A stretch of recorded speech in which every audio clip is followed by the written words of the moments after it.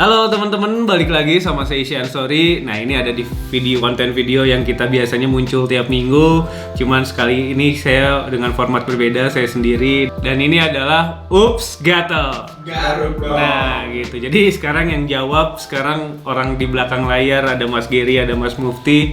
Jadi mungkin saya berarti bakal discuss beberapa halnya sama mereka kita saut-sautan. Nah, cuman untuk di episode Ups Gatel kali ini kita bakal bahas beberapa hal yang mungkin menurut kita menarik di 2022 ini. Di awal tahun 2022 ini itu ada tentang konsol yang baru kemungkinan keluar, terus ada isu-isu tentang harga, dan juga ada beberapa game yang ditunggu-tunggu juga di 2022 ini. Oke, mungkin saya kasih summary-nya dulu, berita apa yang akan kita bawain. Itu pertama ada berita tentang e-sport di SEA khususnya, itu tentang berapa gaji pemain Dota 2 untuk tier 1 di SEA. Oke, yang kedua itu ada Netmarble yang siap mengeluarkan game remake yang ditunggu-tunggu sama fansnya di Indonesia. Ini mungkin salah satu tim kita juga dulu udah habis gede nih di game ini. Mungkin ini bakal jadi breakthrough lagi. Kemungkinan kalau misalkan ini jadi metaverse juga bakal keren nih. Oke, terus di game ketiga itu ada game sepak bola baru yang nantangin FIFA sama eFootball atau Winning Eleven atau PES gitu. Ini nggak tahu, mereka ambisius sekali untuk mengalahkan dua giant ini ya. Cuman kita lihat gimana pergerakannya. Terus yang ketiga ada isu tentang GPU yang mulai meredakan kita. Katanya sekarang sudah ada pergerakan penurunan harga yang kita lihat baca nanti beritanya ya. Terus yang terakhir ada Steam Deck yang kemungkinan bakal rilis di 25 Februari ini, dan ini mungkin juga bisa alternatif buat kalian para gamer untuk ngadain PC. Oke, kita masuk dulu ke berita pertama. Auto jadi sultan, gaji pemain Dota 2 tier 1 SEA sampai ratusan juta rupiah. Pesona Dota 2 di dunia memang masih sangat populer, walaupun skena kompetitif Dota di Indonesia sudah dikatakan mati suri. Pemain-pemain profesional Dota 2 Indonesia sendiri saat ini sudah sebanyak memiliki berkarir di luar Indonesia. Jadi menurut Mas Dean nih, atau kita kenal dengan EVOS Lunch, pada live streamingnya mengatakan bahwa pemain Indonesia sendiri bermain di luar negeri sudah memiliki gaji yang lebih fantastis, itu sampai 3 digit apabila mereka main di tim tier 1. Nah, ini quotes-nya ya. Quotes-nya itu, gaji dan operasional tim Dota mahal banget boy, katanya. Gaji sama operasionalnya mahal, tim tier 1 mahal banget. Waktu itu ada spill sama Evelyn sama Whitemon. Kalau dirupiahin bisa 3 digit. Itu pemain tier 1, dan itu baru SEA ya katanya, baru Southeast Asia. Nah, Dota 2 sendiri itu memang prize pool-nya masih tertinggi di kompetitif game e-sport. Nah, memang kalau misalkan kita udah ngomongin prize pool Dota gitu dengan hadiah yang segitu, yang nggak salah pemainnya juga digaji mahal, karena tim juga diuntungin kalau misalkan mereka bahkan masuk ke kompetisi TI aja itu udah gede banget. Apalagi kayak kemarin si T1 itu mereka cuma sampai round 2 lower bracket ya. Itu dapat berapa Ger? 14 miliar. 14 M. Itu berarti kayaknya kalau dibagi mungkin estimasi ini analisa gembel kita ya, anggap aja seorang bisa sampai minimal 1 M lah ya.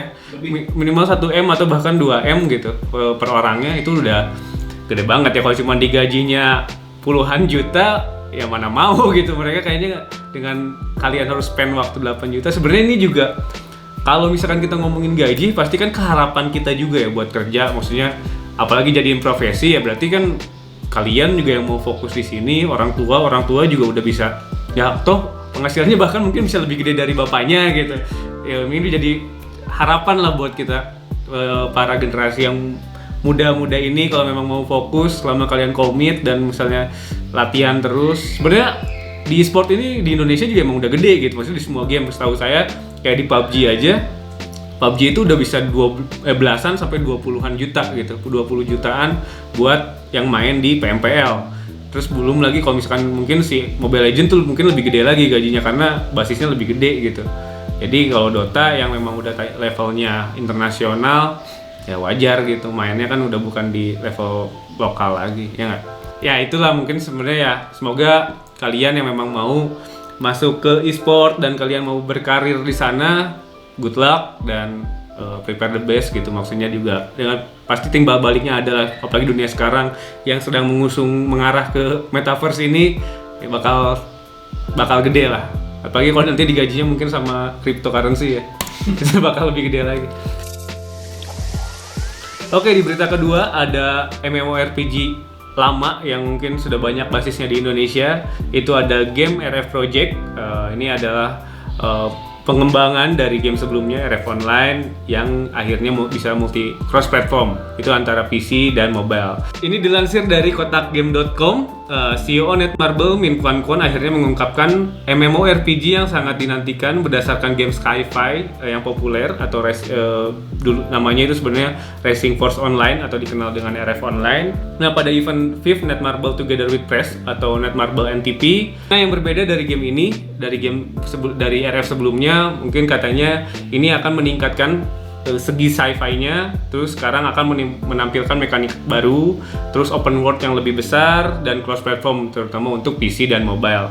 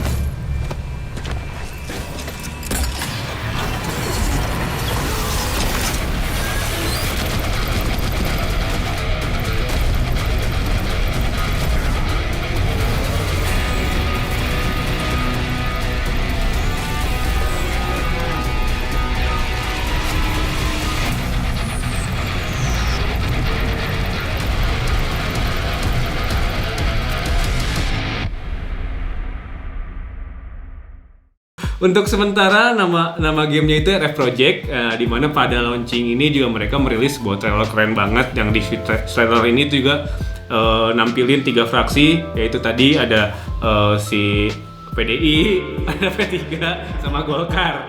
Nah itu 3 utama partai politik di Indonesia.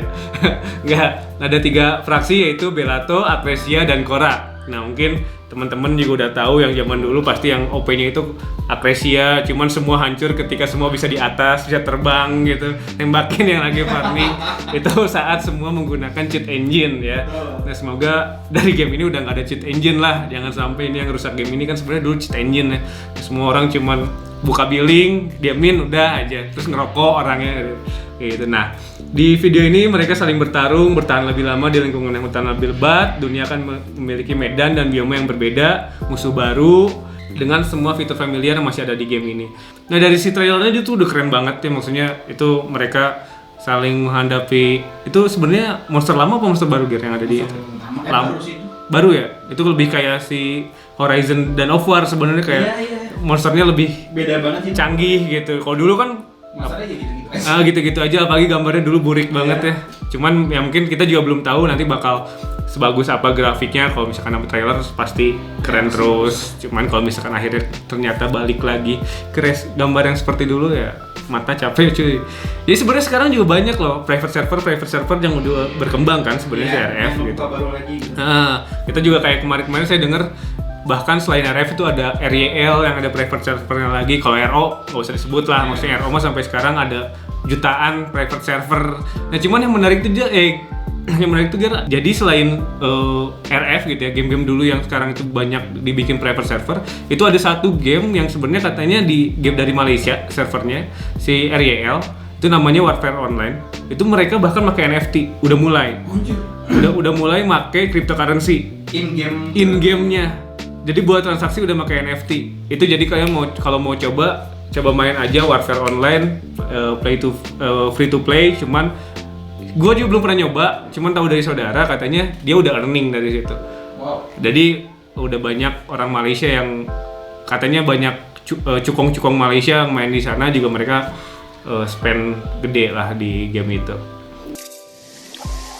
Nah berita ketiga ini ada tentang game sepak bola. Rilis tahun ini game sepak bola UFL perlihatkan gameplay perdananya. Nah ini dilansir dari GameRot.com. Ini katanya jika bicara tentang game sepak bola, maka yang terlintas pikiran kita hanyalah PES dan FIFA. Kedua game tersebut memang telah menjadi pionir bagi para gamers yang menggemari sepak bola. Kini nama baru telah mencuat sebagai pesaing baru dalam sepak bola. UFL menjadi game sepak bola baru yang sebelumnya telah diperkenalkan pada gelaran Gamescom 2021 lalu. Nah, waktu berselang, sang pemegang kini telah menghadirkan gameplay trailer dari game sepak bola tersebut lewat sebuah unggahan video YouTube. Nah, UFL akhirnya memperlihatkan gameplay perdananya. We interrupt this broadcast with a message from the future. A future where there is online football for all. A future where free to play means fair to play. A future where you can choose from your favorite players and they actually play like them too. We create our own clubs and manage every stage and every detail of their journey.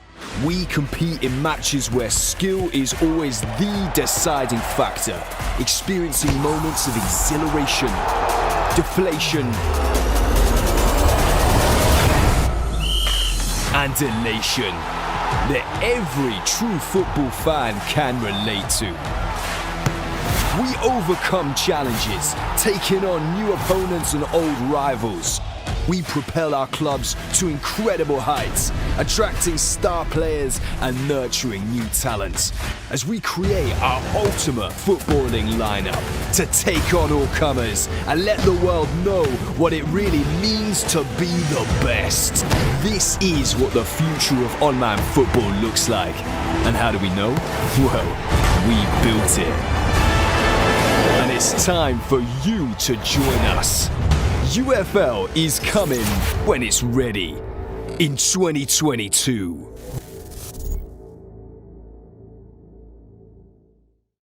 Nah, sebenarnya saya pribadi kemarin lihatnya bukan dari YouTube tentang gameplay ini, bahkan saya juga nggak tahu pas di Gamescom 2021, cuman saya ngelihatnya dari figur sepak bola yang ada di dunia gitu ya. Maksudnya si Cristiano Ronaldo nge-post di Instagramnya, ini ngapain nih UFL gitu.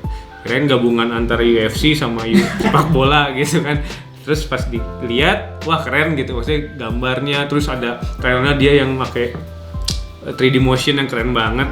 Nah terus selain Ronaldo juga si De Bruyne sama Lukaku juga ngepost, jadi mungkin 3 orang ini bakal jadi BA-nya buat UFL ke depannya. Nah cuman si game ini juga belum sampai ke fase final development, karena ini masih ke trailernya juga cuman cetek aja, belum ada. Mungkin kalau misalkan dulu biasanya tiap tahun FIFA itu rilis kayak apa sih mekanik yang berubah dari FIFA sebelumnya. Nah cuman dari video trailer ini juga si Strikers Inc sebagai developernya ini bilang kalau game ini bakal free to play. Jadi kalian mungkin ini bakal jadi alternatif dibanding FIFA dan si PES gitu, dibanding kalian harus ngeluarin 800.000 tiap tahunnya, dan mereka bisa jadi alternatif game sepak bola buat kalian. Apalagi poin pertama free to play gitu ya, itu udah pasti bisa strategi yang bagus lah. Apalagi mungkin kalau saya nilainya kayak ya udah lah, kalau misalkan kita mau bikin game baru yang dimana udah ada 2 perusahaan gede yang menguasai market, ya mau nggak mau berkorban dengan ngasih gratis dulu, sampai nantinya mungkin bisa jualan kayak cara EA gitu, nanti ada gacha, ada apa ya, itulah bisa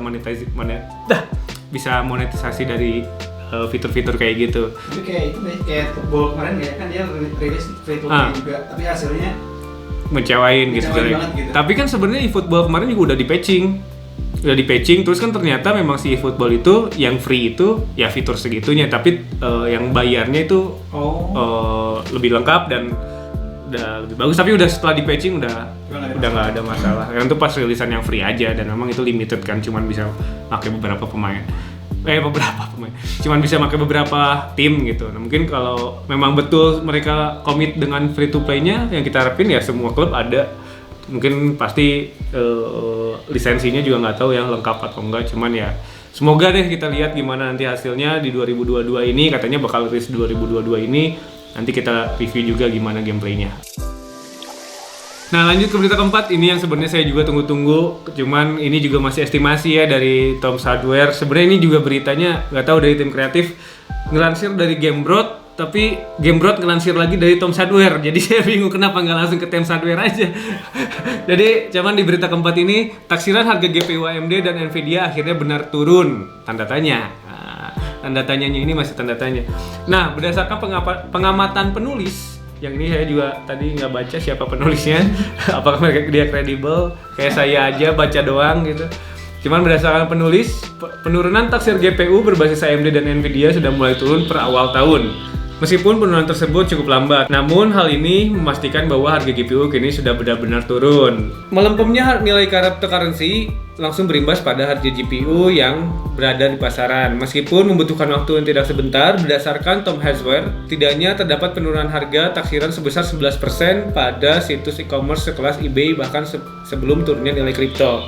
Nah, cuman ini dari paragraf pertama kita bisa nyimpulin dulu ya kalau misalkan sebenarnya ini belum terjadi di Indonesia, karena saya juga cek market masih sama-sama aja. Cuman kalaupun memang ini kejadian dengan turun 11%, itu juga udah cukup lumayan. Cuman semoga ini juga mulai ngaruh di masyarakat Indonesia, di mana vendor, maksudnya prinsipal bisa dapat harga yang lebih murah, pasti turunannya ke toko-toko juga lebih murah.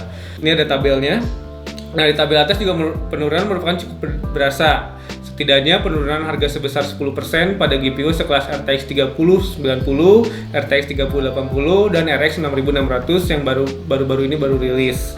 Nah, GPU dari kubu merah RX 5600 merupakan satu-satunya GPU yang mendapatkan diskon cukup berasa, yaitu 12%. Bila dulu dibanderol sekitar 8 jutaan, kini GPU tersebut hanya dibanderol 7 jutaan. Nggak besar, tapi cukup berasa. RX 6500 XT ternyata berhasil mengamankan posisinya sebagai GPU termurah saat ini, dibanderol dengan harga 3 jutaan. Nah, cuman ada beberapa yang harus kalian pertimbangkan, karena dari kemampuannya ternyata ya masih memblade, terus fiturnya juga limited. Nah, jadi itu makanya masih ya ngomongin GPU bukan, katanya tidak hanya untuk kebutuhan gaming semata kalau dari si berita tersebut. Sebenarnya data di atas juga tidak merepresent kejadian yang ada di Indonesia ya, karena harga di Indonesia untuk GPU high-end tadi juga masih belum begitu terasa turun. Cuman memang udah ada yang penurunan. Cuman yang memang menarik itu sekarang di GPU budget ini di 3050 sama di 6500 XT, yang dimana 6500 XT harganya mulai berapa? 2,8 ya, dan si 3050 itu masih di 4 jutaan ya. Yang mungkin ini bisa jadi alternatif teman-teman yang sebenarnya dari dulu udah nahan buat upgrade GPU-nya, cuman karena kemarin harganya masih kurang ajar, akhirnya sekarang ada alternatif pengen ngerasain beberapa fitur yang seenggaknya mungkin kayak ray tracing dan lain-lain, ya kalian bisa mulai ngerasain di sini gitu 3050. Cuman kalau kalian masih nunggu 3060 dan lain-lain balik lagi, ya kita tunggu beberapa bulan ke depan. Mungkin kalau misalkan harapan kita ya ini semua turun terus, dari turunnya cuma 11% nanti ke 50% gitu, jadi balik ke normal gitu, balik normal sebelum pas shortage ini ya. Lanjut ke berita kelima. Nah, ini nih sebenarnya pengen nyoba nih si konsol ini. Jadi Steam Deck officially launching on February 25. Ini dilansir dari GameRant. Nah, sebenarnya sebenarnya udah lama kita udah lihat beberapa review, mungkin kayak di Linus Tech Tip, terus ada beberapa di PC atau game enthusiast itu udah ngebongkar si Steam Deck ini. Nah, sebenarnya si Valve ini sebenarnya udah ngejanjiin dari tahun kemarin untuk pengirimannya. Nah, cuman karena coronavirus yang mulai berkembang lagi, akhirnya mereka di pushback gitu. Akhirnya sekarang di Februari mereka akhirnya rilis gitu.